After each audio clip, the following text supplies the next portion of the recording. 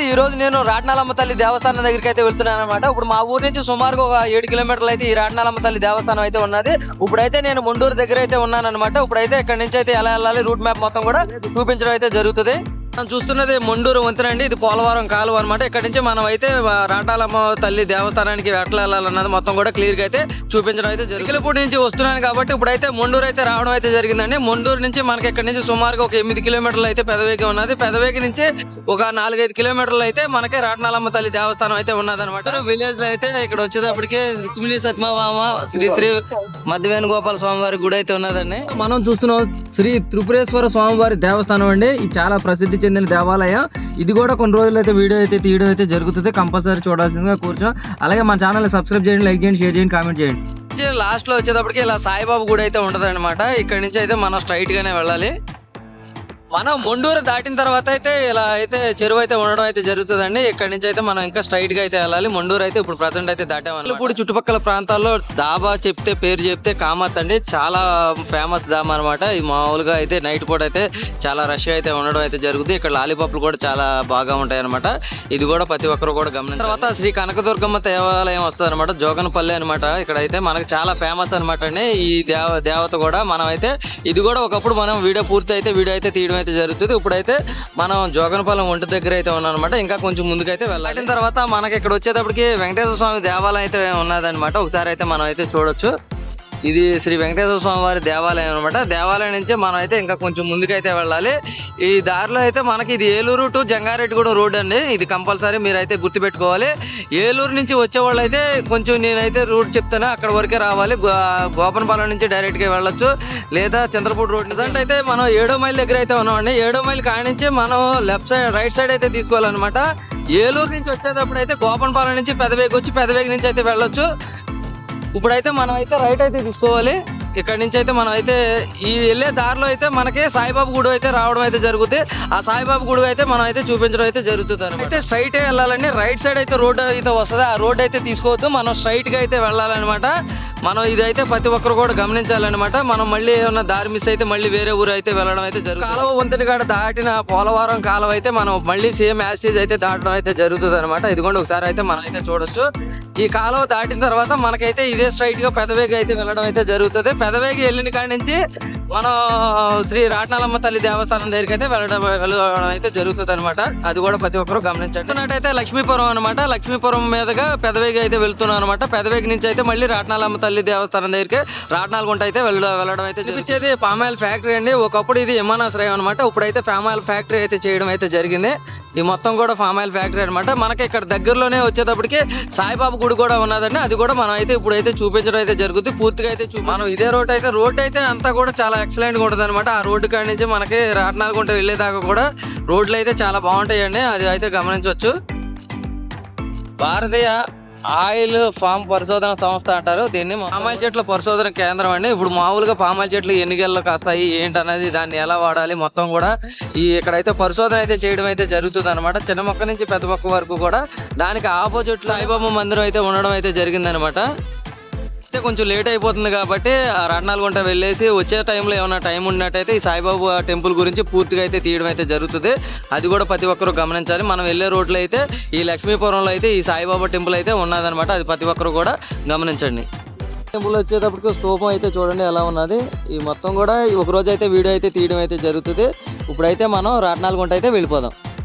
పచ్చని పొలాల మధ్య తార్ రోడ్ అయితే చాలా ఎక్సలెంట్ అయితే రూట్ అయితే ఉంటుందండి. ఇటు చూసినట్లయితే మనకు అరటి తోట, మనం ఇటే పక్క చూసినట్లయితే కోకో కొబ్బరి ఒక్క వేయడం అయితే జరిగిందనమాట. మధ్యలో కనపడుతుంది ఒక్క చెట్లు అనమాట. మనం అయితే చూసుకోవచ్చు. టర్నింగ్ ఉంటుందండి. ఈ టర్నింగ్ తిరిగిన తర్వాత కొంచెం మళ్ళీ మనం రైట్కి అయితే వెళ్ళాలన్నమాట. కొంచెం మనం అదిగోండి ఆ డిస్టెన్స్లో అయితే మనం రైట్కి వెళ్ళాలి.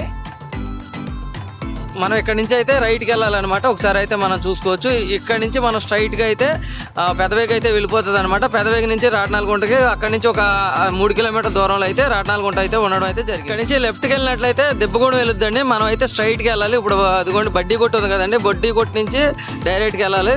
శ్రీ శ్రీ గంగమ్మ తల్లి పోతురాజు బాబు ఆలయం అయితే వేయడం ఉంది కదా. ఇక్కడ నుంచి అయితే మనం రైట్ గా అయితే వెళ్ళాలి. మనం పచ్చని పొలాల మధ్యలో ఎంతో ఆహ్లాద వాతావరణంలో అయితే మనం అయితే ఇప్పుడైతే వెళ్ళడం అయితే జరుగుతుంది. ఇప్పుడు టైం వచ్చేటప్పటికి సుమారుగా 4:30 కాడి నుంచి అయితే 5 ఆ మధ్యలో అయితే టైం అయితే అవడం అయితే జరిగిందనమాట. పెదవేగి గ్రామంలోకి అయితే రావడం అయితే జరిగిందనమాట. ఇదిగోండి సుస్వాగతం అని బోర్డు అయితే ఉన్నది. పెదవేగి ఊళ్ళోకి వచ్చిన తర్వాత మనం వచ్చేటప్పటికి ఇలా సెంటర్ అయితే రావడం అయితే జరుగుతుందండి. ఈ సెంటర్ కాడి నుంచి మనం స్ట్రైట్ గా అయితే వెళ్ళాలి అనమాట. ఇదిగోండి ఇలా వస్తుంది సెంటర్ అనమాట. ఈ సెంటర్ దాటుకుని మనం స్ట్రైట్ గా అయితే వెళ్ళాలి.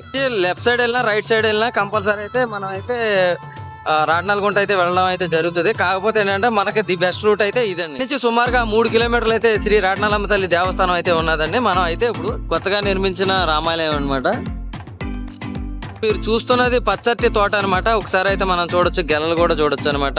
ఇది పచ్చటి తోట అండి. మొత్తం కూడా ఇటు పక్కన కూడా తోట వచ్చేటప్పుడు పచ్చటి తోట వేస్తారనమాట. కట్టిన తర్వాత ఇలా ఊరు వస్తుందండి. ఊరు కానించి మనం అయితే రైట్ సైడ్ తీసుకోవాలన్నమాట. ఒకసారి అయితే మనం చూసుకోండి, వైజాగ్ బ్రహ్మ ఉంది కదా, ఇక్కడ నుంచి అయితే మనం రైట్ అయితే ఇలా తీసుకోవాలన్నమాట. వస్తుందన్నమాట విజయ పాల కేంద్రం అని. మామూలుగా ఇలా అయితే వెళ్ళాలి. చూసినట్లయితే డ్రాగన్ ఫ్రూట్ తోట అయితే వేయడం అయితే జరిగిందండి. ఒకసారి అయితే మనం దూరంగా అయితే చూడొచ్చు అనమాట.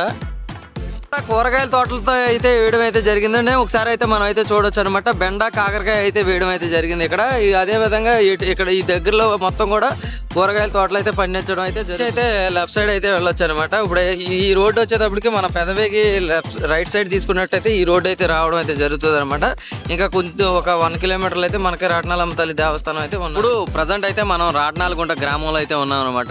ఇక్కడ నుంచి మనకి ఇప్పుడైతే మనం రాట్నాలగుంటలో అయితే ఉన్నాం అనమాట. టెంపుల్ అయితే మన దగ్గరలో అనమాట. మనం అయితే టెంపుల్ ఉన్న విలేజ్ లోకి అయితే రావడం అయితే జరిగింది. ఇక్కడైతే కన్స్ట్రక్షన్ అయితే కట్టడం అయితే జరుగుతుంది అనమాట. ఇప్పుడు మనం వెళ్ళి టెంపుల్ అయితే చూడడం అయితే వచ్చేటప్పటికి సాయిబాబా టెంపుల్ అయితే కనపడుతుంది అనమాట. ఒకసారి అయితే మనం అయితే చూడొచ్చు. ఈ గ్రామంలో మనకి స్టార్టింగ్ లో వచ్చేటప్పటికి షిరిడి సాయిబాబా చారిటబుల్ ట్రస్ట్ శ్రీ కోటార్ అబ్బాయి మేడుగోరలు అయితే మనకైతే కనపడడం అయితే జరుగుతుంది అనమాట.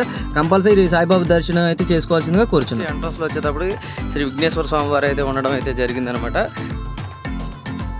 ఒకసారి ప్రతి ఒక్కరు కూడా దర్శనం చేసుకోండి. చాలా పవర్ఫుల్ మహిమలు కలిగిన ఈ అమ్మవారి గురించి పూర్తిగా అయితే మేమైతే చెప్పడం అయితే జరుగుతుంది. అదేవిధంగా మనకి ఈ టెంపుల్కి వచ్చిన వాళ్ళు ప్రతి ఒక్కరు కూడా ఈ సాయిబాబా టెంపుల్ అయితే దర్శనం అయితే చేసుకోవాల్సిందిగా కోరుచున్నాం.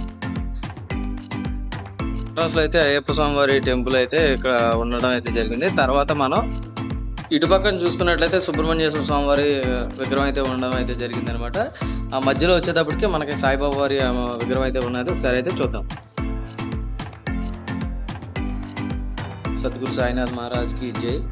ఇది రాట్నాలగుంటలో ఉన్న సాయిబాబా టెంపుల్ అనమాట. ఇప్పుడు మనం అమ్మవారి టెంపుల్ దగ్గరికి అయితే వెళ్తున్నాం.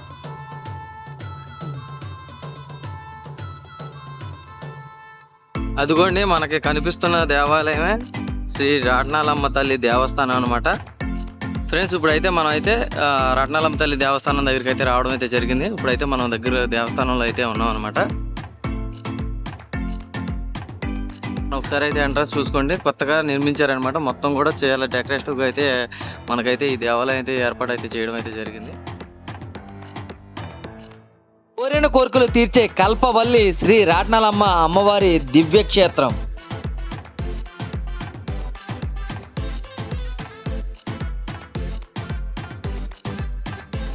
శ్రీ రాట్నాలమ్మ తల్లి స్వయంభూగా వెలిసిందని ఇక్కడ చెప్తున్నారు. తూర్పు చాణుక్యుల కాలంలో వెలిసిన ఈ అమ్మవారికి గ్రామ దేవతగా కొలుస్తున్నారు.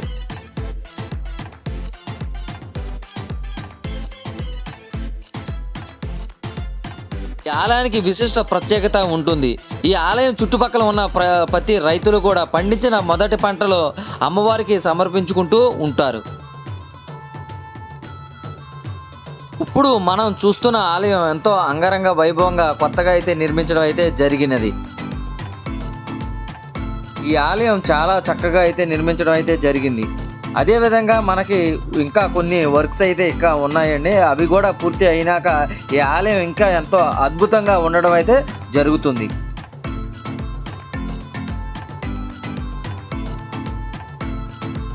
ఈ ఆలయానికి ఎంతో దూర ప్రాంతాల నుంచి కూడా విచ్చేసి ఈ అమ్మవారి దర్శనం తీసుకుంటూ ఉంటారు.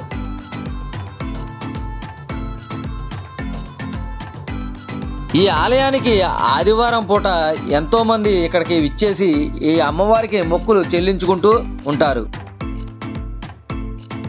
ఈ ఆదివారం సమయంలో ఈ అమ్మవారిని దర్శించుకోవాలంటే సుమారుగా మనకి 2 గంటల నుంచి 3 గంటల టైం కూడా పడుతూ ఉంటుంది. ఈ ఆలయం సుమారుగా ఏలూరుకి 20 కిలోమీటర్ల దూరంలో అయితే ఈ ఆలయం అయితే ఉన్నది. అదేవిధంగా ద్వారకా తిరుమలకి అయితే సుమారుగా ఒక 30 కిలోమీటర్ల దూరంలో అయితే ఈ ఆలయం ఉన్నది. చాలా ప్రసిద్ధి చెందిన ఈ ఆలయానికి చాలా మంది భక్తులు తరలి వస్తూ ఉంటారు. ఒక్కసారి ఈ ఆలయం మొత్తం కూడా చూసినట్లయితే ఎంతో అద్భుతంగా నిర్మించినట్లుగా ఉంది కదండి. మీలో ఏలూరు చుట్టుపక్కల ప్రాంతాల్లో ఈ ఆలయాన్ని దర్శించుకున్న వాళ్ళు ఎంతమంది ఉన్నారో కంపల్సరీ కామెంట్ అయితే చేయండి.